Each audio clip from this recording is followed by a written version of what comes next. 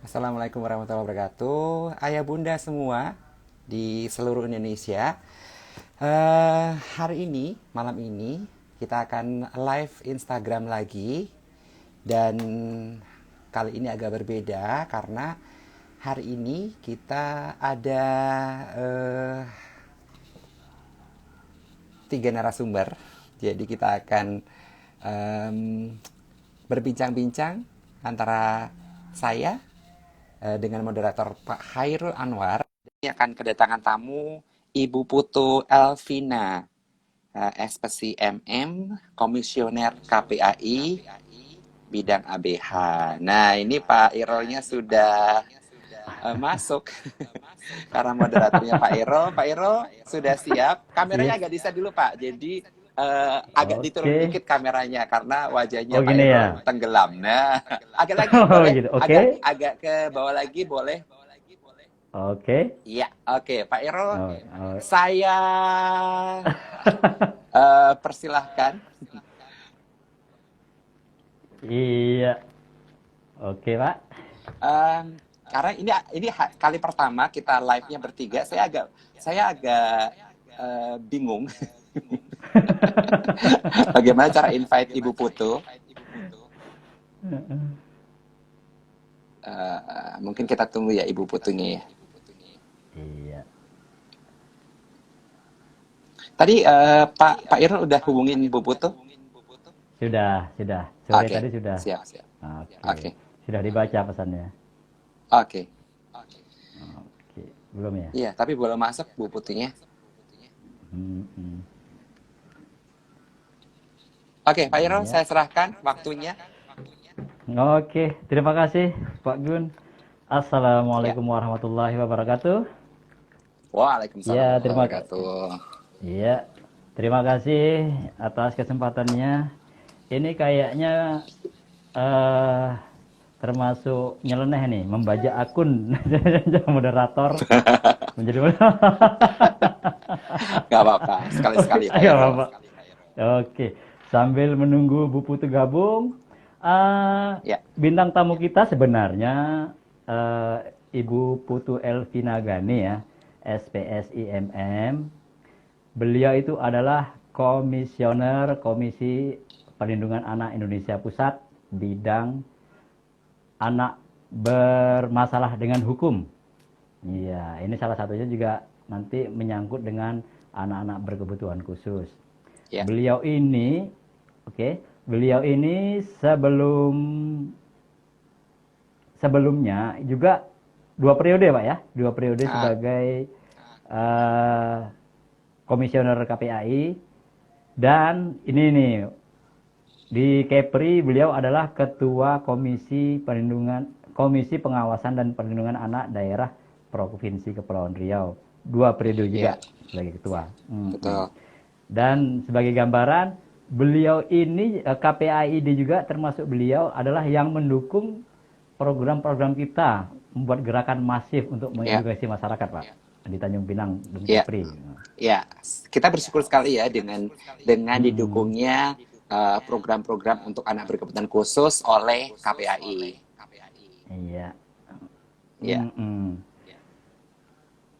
Untuk publikasi kayaknya macam-macam nih, banyak nih. Ini beliau ya, adalah boleh pernah dibacain Pak, menerbitkan. karena mungkin ayah Oh, bunda di rumah akan tahu eh, apa publikasi yang nanti bisa di searching di Google juga. iya. Beliau pernah menerbitkan buku yang berjudul Dampak Pengasuhan dan Upaya Pembinaan Anak yang Berkonflik dengan Hukum. Ya. Kemudian Telisik Anak Berhadapan dengan Hukum, Perspektif dan Fakta. Ini menarik.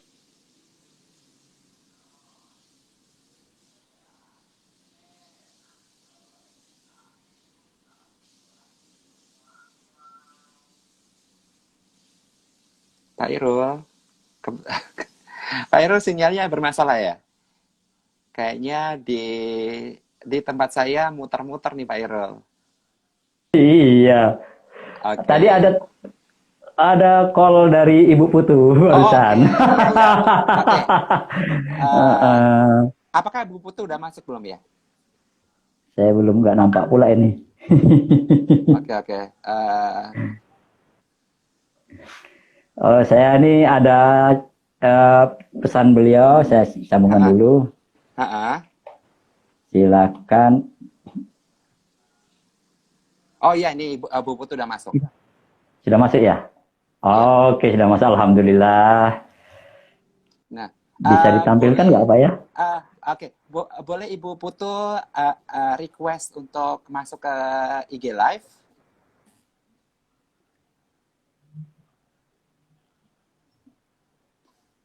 Jadi saya itu baru pertama kali nih, Pak. Iya, baru pertama kali dan bertiga ini. Iya, jadi saya kurang paham bagaimana cara invite bertiga. Oh, ada. Ada Bisa, ya. bisa. Mm-mm. Oh, Alhamdulillah. Oke.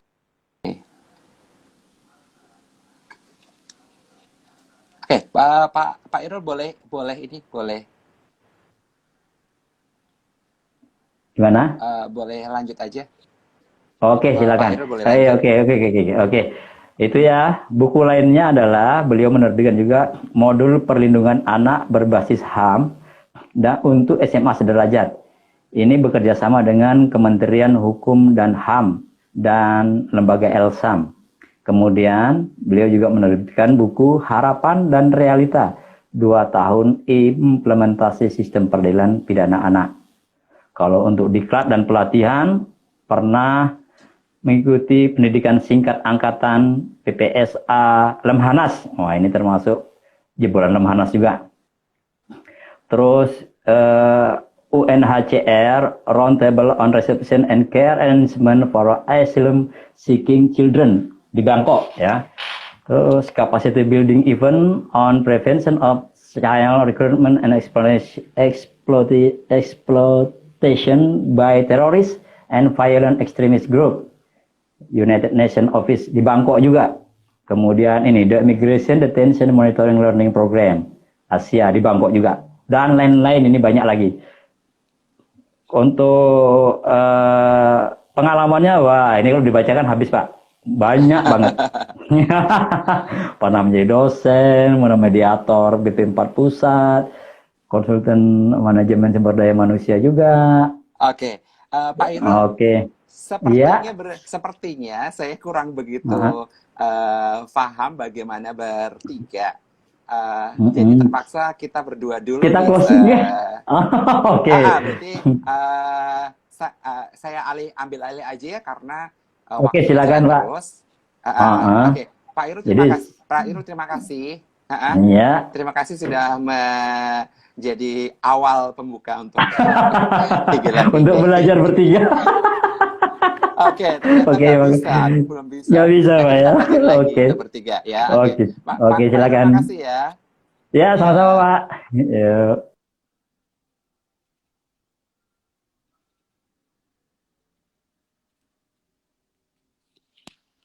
ya, oke. Saya menunggu Ibu Putu. Ya, assalamualaikum Bu Putu. Waalaikumsalam, Pak Dokter, apa kabar? Alhamdulillah baik.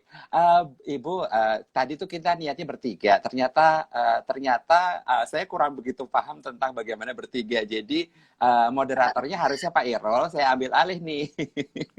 Oh gitu. Ya, oke. Oke, Eh, oke, ah, ah. sayang sekali ya. Saya lebih nyamannya Ibu, saya panggilannya Ibu Putu atau Ibu Elvina. Boleh Helvina, boleh Putu, Mas. Oke. Boleh enggak, nggak usah pakai ibu juga boleh. Ibu Putu aja ya. Jadi Ayah Bunda di rumah tahu betul nih, oh ini Ibu Putu dari Bali nih. Nah, ya. Oke, Ibu Putu kita langsung masuk aja karena kita sudah lewat 10 menit sebenarnya gitu ya. Boleh kita langsung masuk ke dialog kita tentang tema hari ini, Ya, Ibu boleh, Putu? boleh. Oke. Jadi Ayah Ya. Bunda, hari ini kita membicarakan tentang perlindungan hukum anak berkebutuhan khusus dan masalah yang terjadi di Indonesia. Nah, Ibu Putu, kalau kita Iya, membicarakan tentang anak berkebutuhan khusus itu kan kita tahu ya bahwa anak berkebutuhan khusus itu sulit memahami hukum dan masyarakat juga iya, belum sepenuhnya paham dengan kondisi anak berkebutuhan khusus.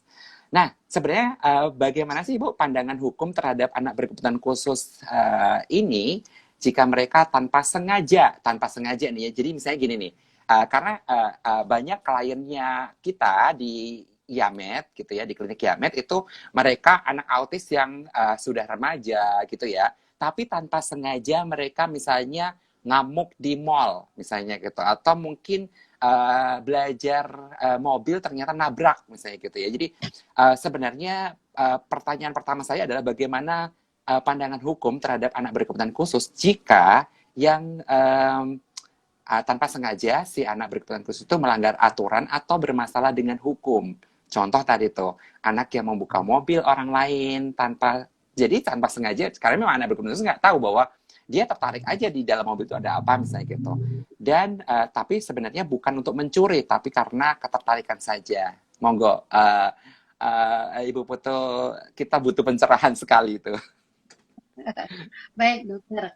Terima kasih atas pertanyaan dan memang ini bicara tentang anak Oke, berkebutuhan khusus atau ABK itu ya, kan memang sangat ya, kompleks ya. Ragam dan jenisnya betul, juga luar biasa. Apalagi kalau banget ya, kita lihat mengacu pada undang-undang tentang disabilitas kan gitu ya. betul, Walaupun betul, memang secara spesifik regulasi kita itu mengaturnya penyandang disabilitas. Nah, iya termasuklah nanti betul, ragamnya yang berbeda-berbeda. Nah, anak iya, berkebutuhan khusus ini memang kita nggak bisa memperlakukan mereka layaknya dewasa. Kita iya, harus tahu bahwa batasan usia anak itu memang ada batasannya, Pak Dokter. iya, Misalnya kalau dalam undang-undang dikatakan bahwa yang disebut anak itu seseorang yang belum berusia 18 tahun, iya termasuk yang betul, masih dalam kandungan. Ya, iya, artinya anak baik itu normal maupun ABK maka iya, merupakan objek perlindungan. iya Objek betul, perlindungan baik bagi pemerintah, masyarakat, terutama orang tua. Lalu bagaimana iya, kemudian kondisi kita tahu bahwa ABK dengan berbagai ragamnya tentu memiliki keunikan tersendiri dan terkait masalah iya, hukum tadi ditanyakan sampai sejauh mana kalau orang iya, tuanya nggak tahu dan sebagainya. Dalam regulasi kita, kalau bicara anak yang berhadapan dengan hukum, baik dia sebagai pelaku maupun korban, itu ada undang-undangnya, Dok. Yang disebut dengan iya, Undang-Undang Sistem Peradilan Pidana Anak. Nah, iya, sistem peradilan pidana anak itu mengatur yang disebut dengan diversi. Diversi itu proses mhm, penyelesaian di luar sistem peradilan pidana. Jadi, mhm, seseorang anak melakukan kejahatan pun, tadi kan kata dokter, dia nggak berniat untuk mencuri atau begal. Hanya iseng buka-buka mobil, kan gitu ya. Ada barang apa, dia coba untuk buka, dia lihat, pengen tahu. Itu kan nggak punya niat, kan gitu ya. iya, Maka, eh, punya niat dan melakukan pun, itu masih tetap dilindungi karena spesifikasi anak tersebut secara psikologi, iya, secara budaya, secara sosial, pendidikan dan lain sebagainya, mereka merupakan objek perlindungan hukum sehingga tidak bisa disetarakan dengan orang dewasa. Maka kemudian yang pelanggar hukum saja masih dilindungi dengan cara bagaimana menjauhkan proses pidana yang sifatnya sistemik itu kepada proses mhm, penyelesaian yang memikirkan pertimbangan terbaik bagi anak. Jadi begini, kalau dia pelaku dan punya niat karena dia seorang anak masih 12 tahun, 13 tahun, 14 tahun misalnya, iya, maka prosesnya harus dijauhkan dari sistem peradilan, Dok. mhm, Jadi kita duduk bareng nih. Ini mau mhm, diselesaikan secara seperti apa? Panggil orang tuanya, panggil mhm, masyarakat yang ada di sekitar tempat itu, panggil orang-orang yang kemudian misalnya gurunya atau guru BP-nya, BK-nya, karena anak mhm, seperti ini, seperti apa jalan keluarnya. Nanti dari situ akan ketahuan bahwa, oh ini anak ABK, bahwa dia tidak punya mhm, tendensi, tidak punya niat iya, untuk melakukan kejahatan. Maka selain iya, diversi tadi, perlu rehabilitasi. Jadi inilah yang mhm, menjadi kunci pokok dalam konsep perlindungan anak itu kepentingan terbaik bagi anak. Jadi apapun Ya. keputusan yang dibuat oleh orang dewasa harus memikirkan kepentingan terbaik bagi anak. Kepentingan terbaik Mm-mm. bagi anak pada saat dia melanggar hukum, maka harus dijauhkan dari proses peradilan. Harus diupayakan Mm-mm. rehabilitasi, harus Mm-mm. diupayakan pembinaan. Apalagi Mm-mm. kalau dia ABK, maka menjadi prioritas untuk kemudian dibina, untuk direhabilitasi, untuk kemudian dididik kembali seperti apa upaya-upaya, jangan sampai kemudian di kemudian hari mereka juga melakukan perbuatan berulang. Jadi di sini kalau bicara tentang indikator inklusif, kan kita tahu bahwa mengacu kepada Dr. Arif Maftuhin, itu ada 4 indikator inklusivitas. Yang pertama adalah Ya. partisipasi, Dok. Nah, partisipasi Oke. ini lebih kepada sampai sejauh mana sebenarnya masyarakat tahu bahwa di sekitar Mm-mm. mereka itu ada loh anak-anak yang ABK, sampai sejauh Mm-mm. mana mereka berupaya untuk melindungi, sampai Iya. sejauh mana upaya masyarakat, pemerintah setempat melakukan pemberdayaan terhadap orang tua ABK misalnya, Iya. pemberdayaan terhadap ABK misalnya. Itu bagian dari partisipasi. Sehingga diharapkan para ABK ini, anak-anak ABK ini bisa belajar untuk mandiri. Itu konsep pertama Iya. terkait inklusivitas. Yang kedua, Oke. ketersediaan sarpras. Nah, ketersediaan Ketersediaan sarpras apa, ini, Ibu? sarana Sarpras. prasarana. Ya, Iya. ketersediaan sarpras bagi ABK ini memang masih menjadi PR besar, ya. Mm-mm. Baik itu Betul. sarpras yang sifatnya umum Iya. maupun yang khusus. Iya. Makanya kalau kita lihat, apalagi misalnya kalau bicara anak ABK dengan bedridden dan lain sebagainya, itu Iya. perjuangannya udah luar biasa. Betul. Nah, yang ketiga adalah indikatornya aksesibilitas. Iya. Nah, aksesibilitas ini memang masih minim. Artinya sampai sejauh mana sebenarnya kita sebagai orang dewasa mengupayakan anak-anak itu bisa ikut, misalnya kalau kita bicara anak tuh, aksesibilitasnya dia bisa masuk ke layanan pendidikan, Iya. layanan kesehatan, layanan olahraga, Iya. layanan apapun yang ada di masyarakat, itu harus diberikan akses sebesar-besarnya. Dengan memberikan Ya. akses tersebut, anak-anak itu jadi termotivasi, tahu bahwa Mm-mm. di luar dunia mereka banyak yang harus mereka pelajari.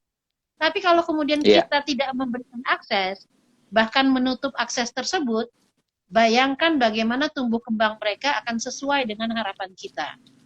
Harapan Iya. para orang tua ABK ini kan pastilah yang menjadi prioritas pada saat mereka nggak ada atau orang tuanya nggak ada, anak-anak ini bisa mandiri kan gitu ya, dokter ya. Tapi Betul. kalau kemudian ya tadi, partisipasi tidak dibangun, sarpras tidak ada, aksesibilitas tidak ada, maka kemandirian mereka tentu akan sulit dicapai 100% misalnya. Sehingga Iya. mereka Betul. menjadi orang yang layaknya orang lain yang tidak berbeda. Karena kan isu-isu Iya. diskriminatif itu masih cukup tinggi terhadap anak-anak Sangat. berkebutuhan khusus. Nah, makanya Betul. kemudian Terutama. secara inklusif ini, Iya. yang ketiga ini aksesibilitas itu menjadi jembatan sebenarnya untuk Iya. memperpendek jurang diskriminasi. Nah, Iya, yang betul. keempat Karena itu iya. gimana, Dok? Yang keempat itu adalah budaya Eh, inklusif, iya. Dok. Oke. Jadi Kalau boleh saya budaya nambahin inklusif tadi tuh, Bu. ini yang ya silakan. Iya. Iya. Jadi kalau membicarakan tentang tadi tuh, Bu, dari mulai yang partisipasi, ketersediaan sarana prasarana, aksesibilitas, ABK itu kan luas banget ya, dari mulai anak Ya, yang pakai kursi roda sampai yang itu. anak dengan autistik yang gangguannya adalah Ya, gangguan mental sosial misalnya. tahu ya. Nah, misalnya contoh nggak usah jauh-jauh nih, Bu Putu, di Jakarta nih ya, sekarang ini Oh banyak iya, dibangun trotoar. Tapi tahu nggak, itu trotoarnya dikasih patok-patok. Sebenarnya adalah untuk supaya motor-motor tidak pada naik. Tapi akhirnya betul. jadi merusak aksesibilitas itu. Lah gimana orang pakai kursi roda bisa Bisa masuk jalan ya. di trotoar? Iya, karena di Jakarta nih Pemdanya itu dia bangun trotoar tapi dikasih patok-patok semuanya dari ujung sampai ujung. Jadi gimana orang pakai kursi roda bisa naik gitu, karena niatnya adalah si trotoarnya supaya tidak dinaikin motor atau mobil yang karena pada nakal juga tuh, karena Betul. motor-motor itu pada naik ke trotoar tapi akhirnya dipasih patok-patok, tapi yang ada nggak bisa itu orang pakai kursi roda atau anak pakai kursi roda itu jalan santai di pinggir jalan misalnya gitu. Itu dari yang pertama. Banyak sekali misalnya contoh MRT, busway di Transjakarta di Jakarta nih gitu. Mana bisa orang pakai kursi roda naik Transjakarta? Nggak bakal bisa, karena untuk naiknya ke Ya, atas itu tuh nggak bisa kecuali digotong gitu. ya jadi betul, betul. jadi bagaimana ini gitu, karena ABK itu luas sekali, dari mulai yang pakai kursi roda sampai yang tadi disabilitas mental sosial. Itu PR besar banget nih buat kita gitu ya. Banget, Oke, banget. Bu Putu, betul. Monggo Bu Putu, silakan lanjut ke nomor 4 tadi tuh. Oh iya, jadi yang Ya, tadi itu kenapa kemudian sampai motor bisa jalan di trotoar kan gitu ya? betul. Karena budaya Iya, inklusif dong. Budaya betul. inklusifnya tidak terbangun. Betul. Artinya, kalau budaya inklusif itu terbangun, orang-orang yang normal seperti kita sudah tahu dong ada hak penyandang disabilitas, ada hak Iya, ABK. Nah, betul. karena tidak terbangun budaya inklusif itu ya tadi selonong aja terus semua pakai Iya, hak-hak betul. penyandang disabilitas pun dipakai. Nah, Iya, beberapa memang sebenarnya undang-undang terkait disabilitas itu kan mendorong Sarpras. Tapi iya, memang itu masih luar biasa jauh itu. Baik itu penyeberangan dan lain sebagainya memang iya, jauh dari harapan sebenarnya. Beberapa betul. layanan umum seperti transportasi tertentu saja mereka punya taksi untuk disabilitas Iya, kan gitu. iya, Ada iya, bis betul. untuk disabilitas tapi bisa Iya, dihitung dengan jari, kebanyakan tidak bisa. Ya artinya enggak. kemudian kita bicara pengendalian ABK itu jauh panggang dari api, dokter. Nah, ini memang Iya, sebenarnya yang harus kita upayakan. Jadi saya pikir tadi, kalau kemudian ada anak ABK yang kemudian iseng, atau kita nggak bilang iseng mungkin ya, walaupun ada sebagian yang seperti itu, tapi mhm, keingintahuan mereka kan mencoba-coba itu kan faktornya lebih tinggi dibanding resiko yang mereka tahu. Kita tahu mhm, bahwa mhm, bicara ragam disabilitas, kalau mental, mhm. disabilitas mental atau ABK dengan autisme dan lain sebagainya kan masalah hukum mereka tidak paham. Jangankan anak Iya, ABK, orang tuanya aja tidak paham. Nah, tentu saja iya, ini yang betul. kemudian harus dilihat. Kalau KPAI memang sudah meminta para aparat penegak hukum untuk memastikan kasus-kasus yang menimpa ABK. Beberapa Iya, kasus bahkan kasusnya cukup berat waktu itu, dokter, terkait iya, kasus pencabulan. oke, Jadi di pencabulan di sebuah pantinya ini mhm, memberikan layanan untuk pengasuhan anak-anak dengan disabilitas dengan mhm, berbagai model ya, berbagai iya, ragam disabilitas. Terjadilah pencabulan. Pencabulan mhm, terjadi antara seorang anak yang disabel dengan korbannya juga disabel. Itu oh, keduanya oke, adalah memiliki kelainan mental. hmm, Yang kita panggil kan nggak mungkin anak-anak kedua itu kan. Yang iya, kita panggil akhirnya pengasuhnya, yang punya yayasan. betul, iya, Bagaimana protokol keamanan dibuat di yayasan tersebut? Di mana di iya, situ ada anak ABK perempuan, ada anak ABK laki-laki, sampai kejadian itu. mhm, Pertama terjadi ya udah kita sepakat semua. Ternyata itu kejadiannya 2 kali di tempat yang sama ya dengan ampun, pelaku anak yang sama. Akhirnya astaga, ya sudah, akhirnya kemudian kita minta pemerintah daerahnya untuk melakukan kontrol terhadap yayasan tersebut. iya, Jadi, mumpung kita seperti di era pandemik ini kan banyak protokol dibuatkan, protokol kesehatan iya, dan lain sebagainya. Maka menjadi betul, penting juga kita untuk membuat protokol-protokol terkait bagaimana anak-anak yang berada di panti-panti atau layanan-layanan disabilitas tersebut. Keamanan mereka, kelangsungan oke, hidup, tumbuh kembang, kemandirian itu masih menjadi PR besar, Dok. Sebenarnya seperti itu.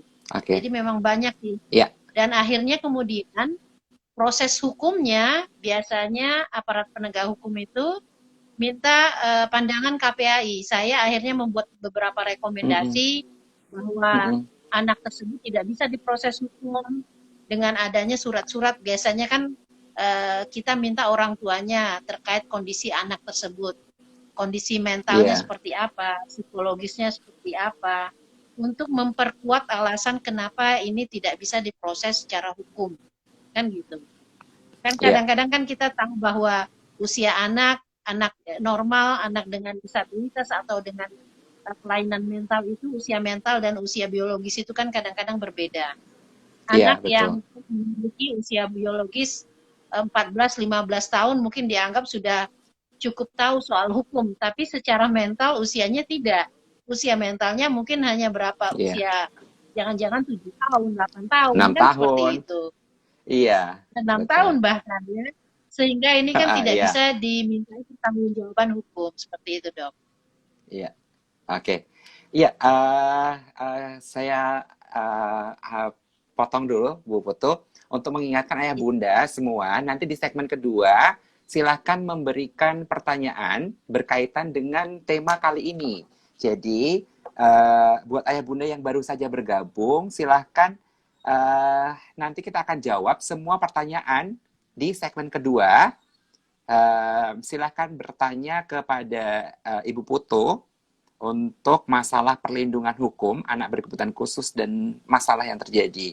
Kebetulan Ibu Putu ini adalah komisioner KPAI bidang ABH. Nah, masuk ke pertanyaan kedua nih Ibu Putu. Dengan kondisi yang haru biru, orang tua dengan anak berkebutuhan khusus dari keluarga miskin, tidak mampu membiayai terapi anaknya, dan orang tua harus bekerja, anak-anak mereka akhirnya hanya dikurung di rumah. Bahkan ada yang terpaksa dikunci, sementara tetangganya tidak sanggup jika diminta untuk menjaga anaknya, karena pada beberapa anak-anak yang dia tipe-tipe autistik yang dia agresif, hiperaktif itu memang sangat sulit tuh dijaga. Nah, apakah orang tua seperti itu termasuk telah menelantarkan anaknya? Sementara ada kebutuhan primer yang harus diperjuangkan oleh orang tua tersebut. Nah, monggo tanggapan Ibu Putu. Memang kalau kita bicara penelantaran dalam aspek hukum itu kan Ya, unsur-unsurnya macam-macam dok. Jadi kita harus ya, lihat secara keseluruhan kasusnya. Pada ya. saat kemudian tanggung jawab memenuhi kebutuhan itu lebih penting, maka unsur itu bisa saja tidak terpenuhi. Tapi kan kemudian diberikan ruang ya, ruang untuk diskusi seperti itulah. Dalam beberapa kasus Ya. saya di satu wilayah pernah orang tua, padahal orang tua ini pendidik guru di suatu sekolah, tapi karena anaknya ABK dan dia harus mengajar, Ya. anaknya itu dikunci di rumah dok. Saya sampai Ah, ah. kemudian cepat agak-agak itu ya, agak-agak rame kasusnya itu, karena Mm-mm. kita bilang Pak jangan seperti ini, tapi memang seperti itu kondisinya, yang Ya, seperti dokter katakan, dia harus menjadi tulang punggung, dia nggak punya uang untuk menitipkan atau mencari pengasuh anak kan gitu ya, ya, dan anaknya juga berkebutuhan khusus, tidak semua pengasuh mau kalaupun dia punya ya, uang. Lalu ya, kemudian juga kondisinya kebetulan kondisinya ya miskin kan gitu ya. Makanya kemudian dalam ya. kebijakan-kebijakan atau dalam rekomendasi-rekomendasi itu kita memang meminta adanya pusat semacam child care. Child care itu Mm-mm. yang dibentuk boleh berbasis masyarakat ataupun child care yang kemudian difasilitasi oleh pemerintah. Nah, Mm-mm. child care ini biasanya kan child care yang berbayar kan gitu ya. Orang tua kerja, Ya, kemudian anaknya dititipkan gitu ya. Tapi kan kondisi yang seperti ini, makanya kemudian kita kemarin itu minta di antara childcare yang ada di masyarakat atau berbasis masyarakat yang dibuat oleh pihak swasta ataupun masyarakat, ada nggak ya. kebijakan untuk memberikan akses atau layanan bagi orang tua ABK yang miskin? Mm-mm. Nah, itu nggak Ya, semua ada, dok. ya, Harusnya pada saat kondisi seperti itu, orang tua kan bisa menitipkan anaknya di pusat-pusat pengasuhan berbasis masyarakat tersebut. tanpa Iya. bayar karena kan dia Oke. harus Kalau ya, mencari pekerjaan. Jadi unsur penelantaran ya, di situ kalau biasanya saya tidak masukkan di situ. oke. Kalau yang center-center yang berbasis dari pemerintah itu kira-kira apa saja nih, Bu? Yang sekarang ini ada gitu. Biasanya Kalau kalau setahu lembaga-lembaga saya, layanan kalau ya, ya, kalau setahu saya di Tanjung Pinang itu dari Kementerian Pemberdayaan Perempuannya itu menyediakan kayak semacam uh, home care gitu. Itu sudah ada nih kalau ya. di Tanjung Pinang nih Bu. Tapi apakah itu ada di semua wilayah itu saya kurang tahu nih. Uh, apakah di tempat-tempat lain juga dari Kementerian Pemberdayaan Perempuannya menyediakan home care tadi atau center-center untuk anak-anak berkebutuhan khusus untuk diasuh selama sekitar ya waktu orang tua bekerja gitu. Jadi sebenarnya kalau kita bicara kewajiban atau tanggung jawab, Ya, maka ada dua kementerian terkait sebenarnya, Dok, ya, untuk ya, masalah ABK ini. Yang ya, pertama adalah Kementerian Sosial. Di situ ya, mereka punya pusat-pusat baik itu rehabilitasi, baik itu panti dan lain ya, sebagainya atau lembaga-lembaga pengasuhan itu ya. harusnya berada di Kementerian Sosial. Kementerian Jadi kalau Sosial. kita turunkan di tingkat provinsi, kabupaten, kota, maka Ya, harusnya ada di dinas-dinas sosial tingkat provinsi maupun kabupaten kota. Tapi ternyata oke. tidak semua dinas itu menyediakan Iya, yang seperti itu.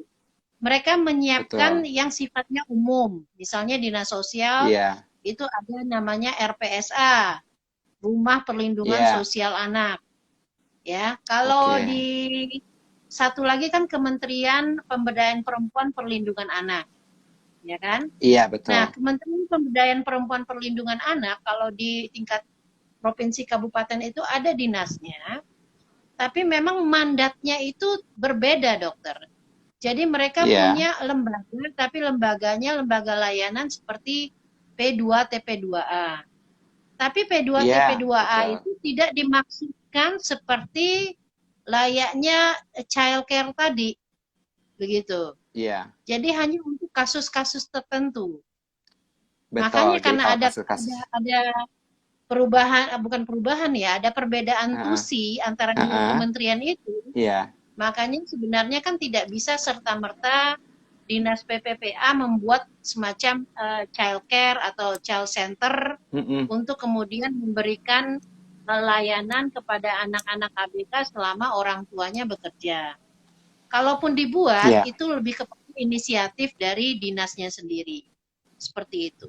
iya, Kalau saya sih oke, lebih senang bahwa lembaga-lembaga layanan itu didorong berasal dari masyarakat. oke. Karena mau Berbasis tak mau masyarakat ya, ini Bu ya? akan menjadi kemandirian. Iya, Bagaimana betul. kemudian membantu masyarakat, membuat masyarakat atau memberikan pendampingan pada masyarakat yang bekerja di pusat-pusat layanan itu jauh lebih penting. Karena keterbatasan Iya, pemerintah itu kan ada ya. Tapi kalau kita bicara betul. tadi budaya inklusif, maka budaya Iya, suatu budaya inklusif itu harus dibangun dari bawah, bukan top down. betul. Itu lebih Iya, kuat sebenarnya. ya, dan itu PR banget ya, Bu, karena masyarakat kita itu budaya budaya inklusinya masih sangat sangat miris Rendah gitu. ya. Ya. Kayak tadi tuh, nggak usah jauh-jauh, yang motor aja dia pakai trotoarnya untuk pejalan kaki, untuk anak-anak disabilitas yang membutuhkan kursi roda itu jadi nggak punya akses karena dipakai oleh orang-orang yang mungkin tadi kurang tahu budaya inklusi tadi. Oke, saya ingatkan Iya. kembali Ayah Bunda, silakan bertanya, mengajukan pertanyaan di segmen kedua nanti. Jadi sudah boleh dituliskan dari sekarang pertanyaan tentang seputar tema kita hari ini. Jadi perlindungan hukum anak berkebutuhan khusus. Mangga silakan. Oke, saya lanjut ke pertanyaan selanjutnya nih, Ibu Putu. Menyangkut akses layanan pendidikan nih, mayoritas orang tua anak-anak berkebutuhan khusus itu contoh kayak misalnya contoh di Tanjung Pinang deh gitu ya, sedih karena hampir tidak ada tempat bagi anak mereka untuk bersekolah karena sekolah-sekolah yang ada tidak mau menerima. Jadi banyak sekolah yang masih belum mengerti apa itu yang namanya inklusi. Jadi akhirnya kalaupun mau ke SLB itu jauh sekali jaraknya. Jadi yang terdekat adalah sekolah itu, tapi sekolah itu nggak nerima anak berkebutuhan khusus, gitu ya. Jadi kondisi seperti ini seakan-akan menghilangkan nih hak-hak anak berkebutuhan khusus untuk mendapatkan pendidikan yang layak.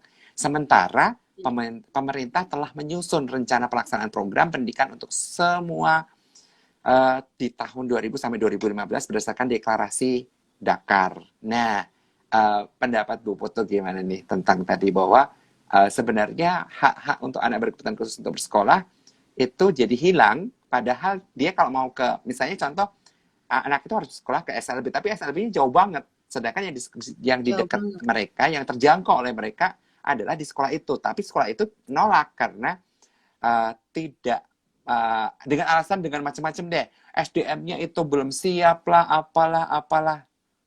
Gimana Bu? Monggo, silakan. Iya. Padahal kan dengan adanya undang-undang disabilitas dan jauh sebelumnya sebenarnya kan kita mendorong sekolah inklusif kan gitu ya. Di mana dalam satu sekolah umum ada anak yang berkebutuhan khusus.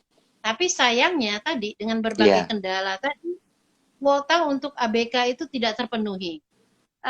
Kita tahu di dua estimasi ya, sekitar 2016 atau 2017 itu, jumlah penyandang disabilitas ya, itu sekitar 12,15%. 10,2%-nya itu kategori ringan dan 1,87% itu kategori berat. Nah, kategori ringan yang 10,2% saja itu tidak terlayani, Dok. Jadi sekitar 45% penyandang disabilitas Indonesia itu tidak pernah atau tidak lulus sekolah dasar. Sekitar 45%. Artinya 45% saja yang bisa lanjut sekolah mungkin itu SLB. Kalaupun mereka masuk sekolah inklusif itu bahkan nilainya lebih kecil lagi. Jadi ada sekitar 45,74 lainnya tidak lulus dan bahkan tidak pernah mengenyam pendidikan SD. Itu laporan dari LPM Fakultas Ekonomi dan Bisnis UI, kalau nggak salah saya di 2016. Nah, sementara kita tahu bahwa tahun 2017 itu populasi penyandang disabilitas itu mengalami pertumbuhan hampir 3 kali lipat dibanding tahun 2010. Jadi kalau 2010 itu kita punya jumlah penyandang disabilitas itu dari Pusdatin itu 11,58 juta, Dok. Nah, 2017 meningkat 3 kali lipat sehingga menjadi 32,60 juta jiwa. Nah, ini kan angkanya tinggi sekali. Ya kan? Nah, padahal kalau mereka sekolah, maka kesempatan mereka untuk mandiri lebih baik. Kesempatan mereka kemudian untuk mendapatkan pekerjaan juga lebih besar. Karena mereka terdidik. Jauh lebih besar juga. Ya. Betul. Pendidikan itu apakah pendidikan formal maupun pendidikan non formal atau pelatihan itu kan pendidikan juga semua, Dok. Jadi ini bisa dilakukan sebenarnya. Betul. Jadi kita berpikir begini, kalaulah mereka tidak terdidik dengan baik, tidak terlatih dengan baik, maka beban negara untuk mereka justru lebih berat. Ya kan? Makanya kemudian saya mendorong benar bahwa terlepas dari guru pendampingnya tidak ada yang dibekali dengan pendidikan khusus ABK dan lain sebagainya, mau tidak mau itu harus tetap dijalankan pendidikan inklusif. Karena kalau tidak dijalankan itu akan menjadi beban negara lebih berat lagi. Apakah itu melalui program PKH, program keluarga harapan misalnya. Kan selama ini anak-anak yang masuk dalam penyandang disabilitas ataupun ABK itu kan dibantu oleh negara melalui PKH misalnya seperti itu. Mereka tahun berapa itu mereka dapat satu keluarga yang ada ABK-nya itu sekitar 300.000 per orang, baik itu dipergunakan untuk tambahan makanan dan lain sebagainya. Nah, kenapa kemudian pendidikan ini menjadi isu besar? Ya tadi perubahan paradigma. Kalaulah kemudian anak, kita tahu misalnya anak autis itu kan banyak ragamnya ya, artinya dengan kecerdasan dan bakat tertentu itu masih layak sekali untuk kemudian mendapat pendidikan. Bahkan beberapa anak autis memiliki kecerdasan luar biasa, kan gitu ya. Tapi kalau Iya, kemudian ini tidak diberikan akses yang baik dalam pendidikan, maka tadi akan menjadi berat baik bagi orang tua maupun negara. Jadi dok, ada suatu penelitian yang dilakukan oleh ILO, International Labour Organization. Ini mereka menunjukkan bahwa jika penyandang disabilitas ini dilibatkan dan berpartisipasi dalam pembangunan, artinya mereka dibekali dengan pendidikan dan keterampilan yang layak, yang sesuai dengan kemampuan mereka, dan mereka iya, bisa berpartisipasi dalam pembangunan, maksudnya bisa bekerja dan mandiri, iya. maka mereka ini berpotensi memberikan kontribusi terhadap PDB negara tersebut sebesar 3-7% loh dok. Wow, Kan artinya ini luar iya, biasa. luar Dengan biasa asumsi karena kita punya 32,60 juta iya, dan mereka memberikan bisa berkontribusi dalam kontribusi. pembangunan, bisa menyumbangkan sekitar 7% dari PDB. Itu menurut laporan Iya, ILO. Nah, ini yang sebenarnya tidak kemudian iya, diambil peluangnya oleh kita gitu. Makanya iya. kemudian saya kadang-kadang suka agak kritis terkait bagaimana program-program pemerintah untuk ABK. Saya bilang jangan kemudian itu Mm-mm, dianggap bahwa kita memberikan mereka uang sudah selesai gitu. Mereka mungkin nggak mhm. butuh itu, tapi mereka butuh lagi untuk pendidikan dan pelatihan. Itu lebih mereka butuhkan Betul. dibanding uang yang seperti BLT begitu ya dokter ya, yang selesai Iya, begitu saja. Jadi ada program kelanjutan untuk pendidikan dan pelatihan mereka. Banyak loh, kita tahu bahwa dalam undang-undang disabilitas itu kan BUMN itu disyaratkan untuk menerima pekerja disabilitas persentasinya misalnya 1-2% itu kan wajib dong. Itu aja belum tercover iya, oleh semua BUMN. Kan gitu ya.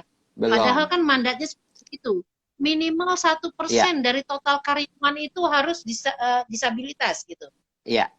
Nah, Eh, ini mungkin yang kemudian kurang gitu ya. ya, mungkin kalau kalau kalau saya melihat beberapa negara tetangga gitu ya, Bu ya. Di misalnya Iya, contoh di Singapura, di Jepang gitu ya, di Korea. Kemarin kebetulan saya dari Korea Selatan gitu ya. Mereka memberikan benefit pada perusahaan-perusahaan itu. Jadi iya, kalau dia memenuhi kuota SDM yang tadi itu yang sekitar berapa persennya bahwa dia harus memberdayakan orang berkebutuhan khusus, mereka akan mendapatkan uh, potongan pajak perusahaan itu gitu. pajak. Nah, Iya, jadi kemungkinan Indonesia ini belum menerapkan, jadi aturannya sudah dibuat tapi mungkin pada pelaksanaannya kayaknya masih belum di-push gitu tuh. Belum di-push untuk seperti yang tadi kayak di Singapura, di Jepang, di Korea Selatan, di mana mereka memang benar-benar mempush perusahaan-perusahaan itu untuk memang mempunyai prosentase SDM di dalam perusahaan itu berkebutuhan khusus, orang berkebutuhan khusus. Jadi itu kayaknya yang masih kenapa di Indonesia masih jarang sekali gitu. Kita kita ke mall, ke perusahaan-perusahaan itu jarang banget yang orang berkebutuhan khusus bekerja di dalamnya gitu tuh. Kayaknya betul. sepertinya. Iya, memang dok. Oke, Padahal kan kalau kalau tadi kita mencerna dengan baik, budaya inklusif itu ya, kan artinya pada saat semua sudah sadar inklusif, sadar bahwa ya, ada di tengah-tengah mereka ada ABK, orang dengan ya, kebutuhan khusus, dan kita tahu bahwa kunci bagi mereka itu adalah kemandirian, dan kalau mereka tidak ya, mandiri maka menjadi beban, ya beban bagi orang tua, betul. masyarakat maupun pemerintah, maka harusnya kan pemerintah juga harus melakukan kontrol kuat dong terkait Ya, regulasinya. Di Undang-Undang 8 2016 tentang penyandang disabilitas kan bunyi itu. mm-mm, Bagi perusahaan swasta 1% ya harus ya, merupakan berkebutuhan khusus kan gitu ya. ya, Bagi ya, perusahaan milik BUMN atau BUMD itu 2%.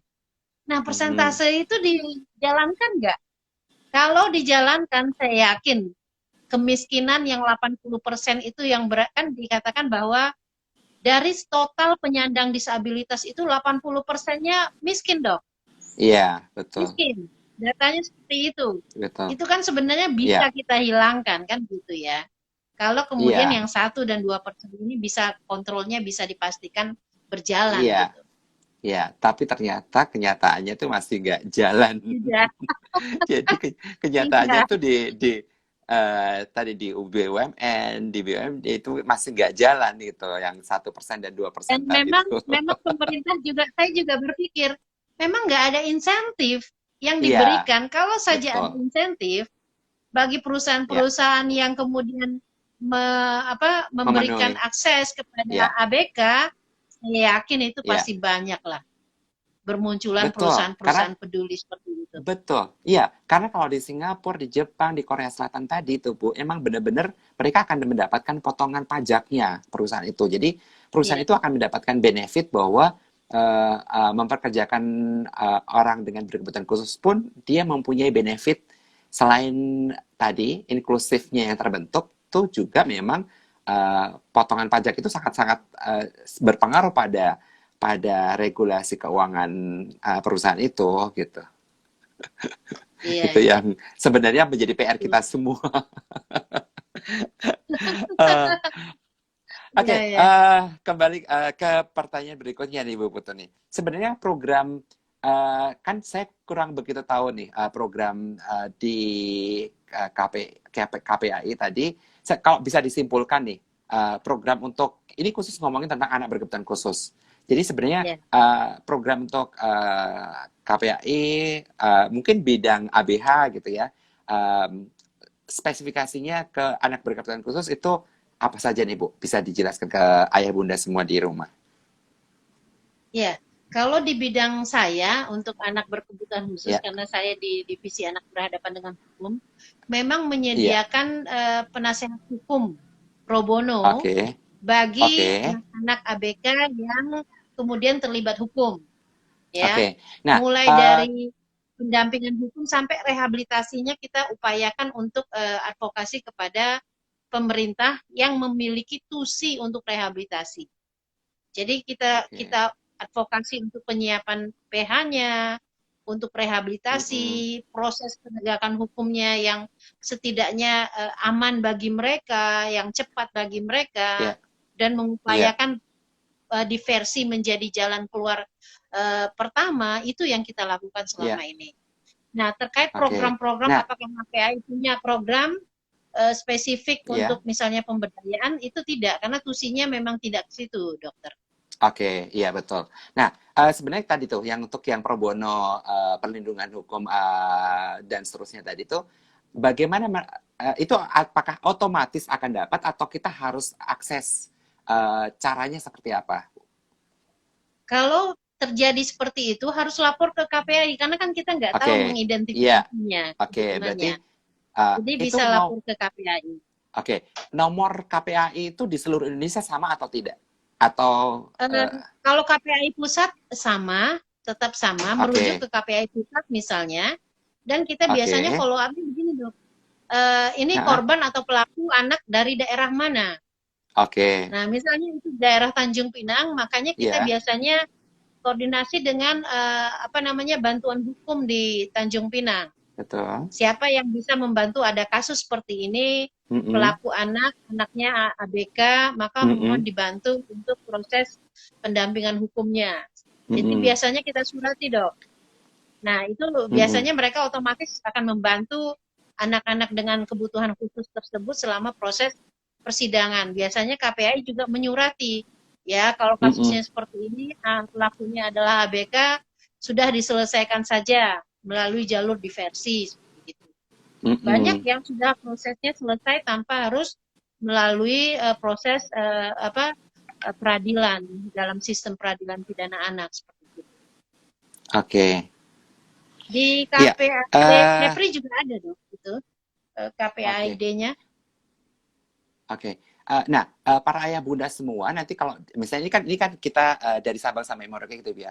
Tadi nomor yang KPAI pusat itu kita bisa search di mana, Bu? Di Google atau Ada di ada web, bisa? ada di di Oh, Google oke. ada dong. Oke. Oke. Tinggal search Di KPAI, nanti ada website KPAI, bisa di situ. Oke. Oke. Buat ayah bunda semua di rumah itu bisa mulai kepoin dari sekarang. Mungkin yang selama ini tidak pernah buka website yang KPAI, bisa dibuka di Google, klik aja KPAI gitu. Oke, karena kita sudah di penghujung acara nih, Ibu Putu, boleh saya minta tips, saran-saran buat ayah bunda semua yang mempunyai anak berkebutuhan khusus di rumah, berhubungan dengan tadi tema kita kali ini. Iya, tentu saja bagi ayah bunda yang memiliki ABK, saya bahwa kita memiliki tugas dan tanggung jawab yang lebih berat ya, kita akui seperti itu. Ya, Tapi kemudian ada beberapa hal yang kemudian harus kita samakan pendapat bahwa sebagai orang tua kita memiliki tangan-tangan yang invisible, yang ya, kemudian tidak terlihat, tapi kemudian siap membantu kita. Maka ya, menjalin komunikasi dengan berbagai pihak di mana Bapak Ibu tinggal itu sangat penting. Kemudian mm-mm, ini kenapa? Untuk mengidentifikasi kepada masyarakat bahwa di daerah tersebut, di lingkungan mereka ada anak berkebutuhan khusus yang suatu saat mungkin ya, akan berhadapan dengan masalah. Maka dengan cara seperti itu ya, mensosialisasikan ada berapa anak ABK di lingkungan tersebut, ini sebenarnya memudahkan nanti untuk kemudian mendapatkan bantuan, mencari bantuan, program pemberdayaan. Intinya adalah membangun partisipasi masyarakat itu jauh lebih penting dalam upaya untuk mencapai kemandirian anak ABK.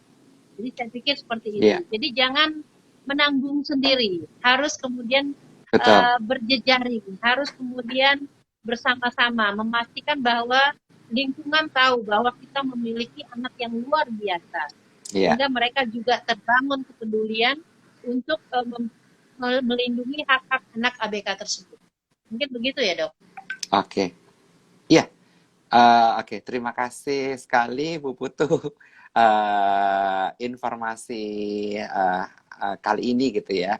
Jadi mungkin ini para ayah bunda itu kayak bingung mau nanya apa karena ini tema yang baru banget bagi ayah bunda nih kayaknya Bu. Karena Iya, iya. IG Live biasanya itu kan tentang bagaimana anak mereka bagaimana orang tua menstimulasi bahasa gitu ya. Nah, tema kali ini Iya. kayaknya agak berat buat ayah bunda semua. Makanya saya tadi tunggu respon ayah bunda untuk bertanya masih cuman acungkan tangan kayak gitu. Karena Nggak apa-apa, memang biar awam sekali dicerna nih. dulu, Dok. Ya, Betul. Tapi kayaknya mesti ada. Nanti saya akan minta waktunya Bu Putu lagi untuk membahas agak lebih jauh nih. siap, Karena siap. memang para ayah bunda semua itu eh awam sekali tentang perlindungan hukum untuk anak berkebutuhan khusus. Jadi ini baru pertama kalinya saya IG live tentang tema ini. Baik, baik. Dan Bu Dengan Putut, senang hati. iya, Bu Putut, iya, oke, terima kasih sekali Bu Putu atas waktunya. Dan saya mengucapkan terima kasih sekali bahwa bersedia untuk memberikan informasi pada ayah bunda semua di rumah apa uh, uh, apa dan tugas kita bagaimana saat anak berkebutuhan khusus terlibat dengan kasus hukum. Dan ini waktu tinggal sedikit. Kita pamit dulu nih, Ibu Putu. Pamit ke ayah bunda semua. Dan kita nanti kemungkinan akan minta waktunya Bu Putu lagi untuk tema-tema berikutnya berhubungan dengan hukum. Insyaallah. Dan Insyaallah. ya, dan ayah bunda semua, kali ini giveaway-nya jadi nggak keluar karena tidak ada pertanyaan buat Bu Putu. Jadi giveaway-nya belum bisa diberikan kepada ayah bunda. Nanti besok jangan lupa hari Jumat itu temanya adalah tentang bagaimana memilih sekolah. Jadi ayah bunda semua yang masih butuh informasi, jangan lupa hari Jumat jam 7 malam kita akan IG Live lagi dengan tema bagaimana memilih sekolah kepada anak berkebutuhan khusus yang tepat. Apakah sekolah inklusi, apakah sekolah khusus atau SLB atau reguler. Dan Ibu Putu terima kasih. Kita pamit dulu ke Sama-sama. ayah bunda semuanya. Iya, ayah bunda semua terima kasih telah menyimak IG Live kali ini. Dan IG Live kali ini kalau ketinggalan, ada beberapa yang ketinggalan nih Bu. Ada yang komentar, aduh saya ketinggalan. Bagi yang ketinggalan bisa ditonton di IG TV, di IG feed saya atau di YouTube. Di YouTube juga ini informasi ini akan diupload di YouTube. Tinggal klik aja tentang perlindungan hukum untuk anak berkebutuhan khusus gitu. Oke Ibu Putu, terima kasih. Kita pamit semua. Kita pamit ke ayah bunda semua. Assalamualaikum warahmatullahi wabarakatuh. Terima kasih Bu Putu. Assalamualaikum, terima kasih dokter, terima kasih Sama-sama Bu semua. Putu.